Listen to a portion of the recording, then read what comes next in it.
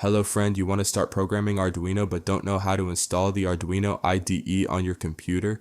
In this quick tutorial, I'll show you exactly how to download and install Arduino IDE on Windows 10 and Windows 11 step by step. First, open your web browser and write on search Arduino IDE.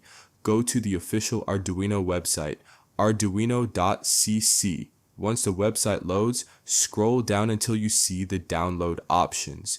Choose Windows Win 10 and newer, 64-bit. Simply click Just Download. Sometimes small window appear asking if you want to donate. After the file finishes downloading, open the installer file. If Windows asks for permission, click Yes to continue. Now the Arduino setup window will appear. Click I agree to accept the license agreement. Check for who you want installed to all user or just you. Then click Next. Choose the installation location or leave it as default and click Install. Wait a few seconds while Arduino IDE installs on your computer. Once the installation is complete, check on Run Arduino IDE and click Finish. Now the Arduino app will be open and click on Allow Access for some features.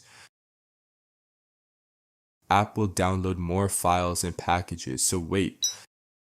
Now install all this device software. Click on Install. And that's it.